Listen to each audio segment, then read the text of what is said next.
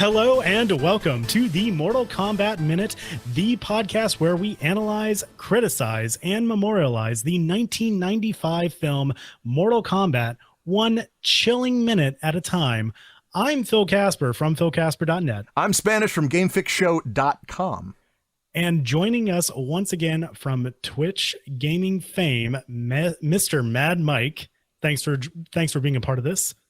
Hey, no problem. And we're just going to jump right on into it. We are in minute number 28. This minute starts with ninjas flipping tables, and it ends with a frozen ninja head rolling up to the feet of Shang Tsung. Ooh, okay. I got to start with the ninjas dumping the tables.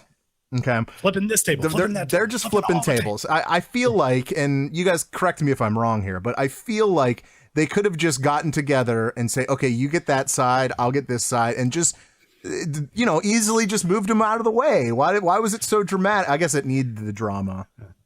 Like thinking back now, if they like reshot it where like ninjas were just on both sides of the table, like, and 1, 2, 3, up. Yeah. Yeah.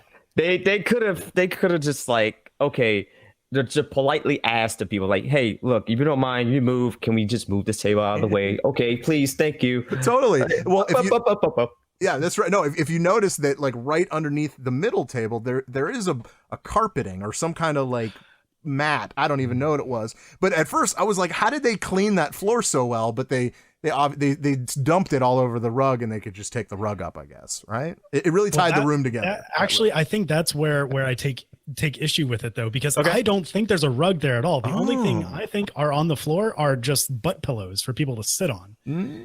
So it's because what you see on the so there is maybe you're right, drawing on the ground, but this comes into play at a later minute, and I'll point it out a much later minute. But it looks like it's a picture of some sort of face that's on the ground, and it's not exactly a rug. Oh, I thought you know what? Now it's actually painted. I'm looking at it right now. I think you're right. But okay, so then I guess that really supports my point here. How did they clean up all that food so quickly? It's spotless because this is messy stuff. I know it. I never knew.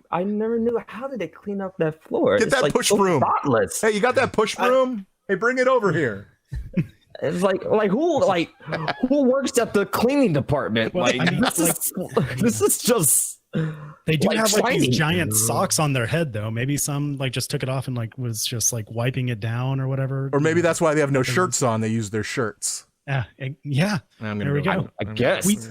During this table flipping scene, though, we do get a better shot of what exactly was on the menu for these fighters, and as we mentioned earlier, there were lobster tails, and it looks like some rice, and I think some leafy vegetables like cabbage or lettuce of some sort. I'm still with the seafood. I'm still with the seafood. It's definitely seafood. Oh yeah, definitely seafood.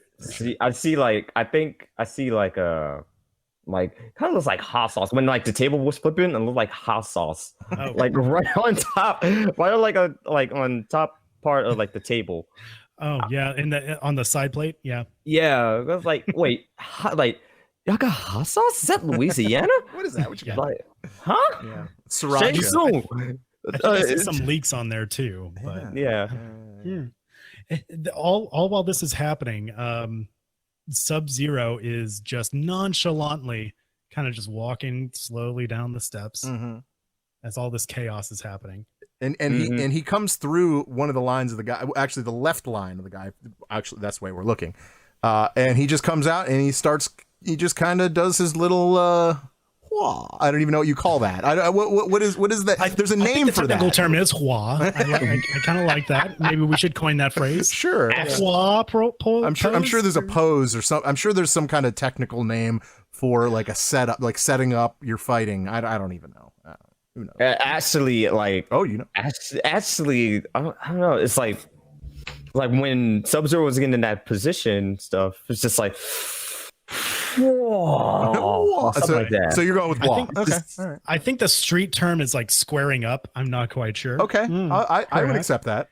Something like that. He's getting into the start position, which I mean, like when you play Mortal Kombat games, they always have this like short little animation that they do before they strike their fighting pose and wait. and before you do, fight. Yeah. So Yeah, this is what Sub-Zero's doing. And obviously, the one guy was already chosen. He already knew that he was going to come out and fight, more or less, Sub-Zero. He volunteered as tribute. Yeah, that's fair. And if you notice, all these guys, they're just sweaty. Like, everyone else looks, I mean, you saw Ertleen in the last minute. He was like, nice and comfortable. Everyone else is just sweating bullets. Like, what's going on? It's just a whole lot of men, like straight, like muscular and buff, and just looks terrifying at first. It's just I just had like one word for this minute here. It's like chests. Like we have so many bare chests during this minute here. In two lines. It's just like it runs the gamut. We got hairy chests, we got wax chests, we got muscly chests, we got flabby chests, we got dry chests, we got oiled chests. We got all the chests. We got all the chests. We got golden chests. All oiled up. That's like kelp. We got pirate chests. We got them all. It's like, hey guys, come down to Shang Tsung's Chest Emporium. We got come on out of here. All right, so let's get back to this thing. All right, so we have him kind of setting up, but then we have the other guy. He starts stretching out. I mean, right? Like, he didn't stretch. This is his stretch. And I really need to point this out because it's when he first comes out, he bows to Sub-Zero. You notice Sub-Zero does not bow to him. And after he bows, he stands up and then he starts stretching out. And he has one of the gnarliest back break or back cracking I've ever heard. Back breaking, back cracking noise. I didn't even know what it was. Oh my god! I don't know what cracked. It sounded nasty. It's nasty. Yeah. I was like, did he pop out his shoulder? Was it his shoulder instead? What? The way how he was stretching. It was the way how he was stretching, just like. Apparently it felt good to him though, because he gave out this sigh. There you go. He kind of does that. Yeah. But the guy's ripped. The guy is obviously, he's a fighter. He's probably been training his entire life for this moment. And he kind of gives us a show. He kicks a few times. He just, he shows you that the guy has skills. I think there's no doubt about that. Yeah, he's punching and kicking the air like as kind of like just a warm up, I guess, just to show his skills off. Yeah. And the whole time, like, Sub-Zero is just standing there in the same pose, kind of just concentrating. Mm-hmm. Yeah, and like, when like the fighter and stuff that's Sub-Zero's face and stuff, it's just like the noises that he makes when every time he kicks and stuff, it's like sleep. It's like there's a lot of noises. Yeah, it's like yeah. I've never heard another fighter make those noises since. No, not ever since like the movie. Ever since the movie, exactly. Right. Okay, so but the whole time, go ahead. Yeah, the whole time, like, Sub-Zero is just biding his time, and we start to see like these little blue flakes kind of start to materialize in the air and slowly creep towards Sub-Zero's backhand and like kind of form into a blue ball of sorts. And obviously what we're looking at right now, if you do play the Mortal Kombat video game, and I'm sure MadMike, you can attest to this, he is creating his Sub-Zero's ice ball at this point. And I feel like in the video game, he conjures it up pretty quickly, a little more quickly than this one. I feel like he's doing it more for show in this case. I could be wrong. I feel like he's slowly discharging his ice ball and stuff. Like, he just waited for the right moment. The way I see it is like fighting game tournaments. This is how fighting game tournaments in a nutshell is. You see like the ninja warrior is like the beginner or somebody this is their first experience participating in a tournament. This is Sub-Zero. This is a pro. It's like, hold on. A lot of experience. That's so funny. I'm so glad you said that. That's really what I saw. Like, this is what fighting game tournaments in a nutshell is. It's like playing my sister in a fighting game and giving her a second to figure out all the controls. right? Button check. Right. You're pretty much. It's like this guy right here. He's just checking this button and stuff. Like, okay, let me check my buttons. Let me check my buttons. Yeah, all right, I'm good to go. All right, let's go. Let's do this. And the pro on the other hand is like, okay, all right, you done? I'm like, you done? I'm looking at it from a little bit of a different angle here. Yeah. And you mentioned it earlier, Spanish, that Sub-Zero didn't return the bow. Right. That he was shown from the fighter, because Sub-Zero doesn't see him as any opponent at all. No. Like, That's why he's just standing there. He's just like, I have this under control. Like, this guy means nothing to me. I mean, we all know that the movie is set that we all know that Sub-Zero and Scorpion are under Shang Tsung's like powers, under his control. So I feel like all he needs to do is pretty much take this guy out as quickly as possible. And that it sets the tone for the rest of the movie. Now we got to talk about the kick, because at this point the fighter's ready to go, and he starts running at them, and he gives the kick, and of course Sub-Zero throws the ice ball at him. And the one thing I wanted to point out actually there's two things I wanted to say. In the video game, when you get frozen, you are actually suspended in the air. It doesn't make sense, right? So yeah. I feel like the trajectory of his kick after he's frozen was way too high, because where his body lands, if you notice where Sub-Zero is, he's a lot lower than Shang Tsung. Phil, I know you want to say it. Please go. No. I'm just like, I have a freeze frame here. Yeah, I have a freeze frame. He is like the guy, the ninja guy is so high up in the air. He has jumped so high. Yeah. Like I have it frozen like right before he gets hit by the ice ball. Like he gets. He's almost a head ahead. He's almost like 2 heads taller than everyone else in his jump and his flying kick. It's insane.